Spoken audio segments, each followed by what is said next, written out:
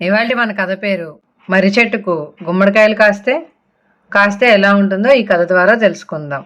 మరి కథని తెలుసుకుందాం, నీతిని నేర్చుకుందాం. కథలోకి వెళ్ళిపోదామా? సరే పదండి. అయితే పక్క ఊరిలో ఓ పని మీద బయలుదేరాడు రాజు. ఎండ ఎక్కువగా ఉండడంతో కాస్త దూరం నడిచేసరికి బాగా అలసిపోయాడు. దూరంగా ఓ పెద్ద మర్రి చెట్టు కనిపించింది.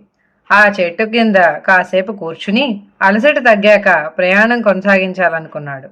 అటువైపు వెళ్తుండగా దారిలో కాలికి ఓ పెద్ద గుమ్మడికాయ తగలడంతో ఒక్కసారి ఆగి గుమ్మడికాయ తీగను పరీక్షగా చూశాడు. తీగ చూస్తే ఇంత సన్నగా ఉంది, అంత పెద్ద గుమ్మడికాయలు ఎలా కాస్తున్నాయి అని ఆశ్చర్యపోతూ మర్రి చెట్టు నీడకు చేరుకున్నాడు. అక్కడ రాజు కాళ్లకు మర్రికాయలు తగిలాయి. వాటిని పరీక్షగా చూశాడు రాజు. ఇంత పెద్ద చెట్టుకు ఇంత చిన్న పళ్ళేంటి? ఇది మరీ అన్యాయం. ఆ గుమ్మడిపాదు పెద్ద కాయలతో ఎక్కువ భారం మోస్తుంటే ఇంత బలమైన మర్రి చెట్టుకు చిన్న చిన్న కాయల?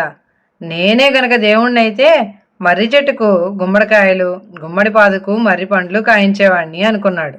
కాసేపు కునుకు తీద్దామని చెట్టు కింద పడుకున్నాడు రాజు. ఇంతలో చిన్నగా గాలి వీచింది. ఆ గాలికి చెట్టు కొమ్మలు కదలడంతో ఓ మర్రిపండు రాజు నెత్తి మీద పడింది. ఒక్కసారి ఉలిక్కిపడ్డాడు రాజు. దేవుడు చాలా తెలివైనవాడు కాబట్టే మర్రి చెట్టుకు ఇంత చిన్న పళ్ళు కాయిస్తున్నాడు. ఒకవేళ ఈ చెట్టుకే గుమ్మడికాయలు కాసుంటేనా ఈసరికి నా బుర్ర పగిలిపోయేది అని భగవంతుడు తప్పేమీ లేదని తన తప్పు తెలుసుకుని రంపలేసుకున్నాడు రాజు.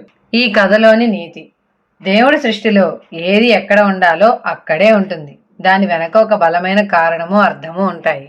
ఈ కథ బాగా నచ్చినట్లయితే నా ఛానల్ని సబ్స్క్రైబ్ చేసుకోండి. నోటిఫికేషన్స్ కోసం బెల్ ఐకాన్ ప్రెస్ చేయండి.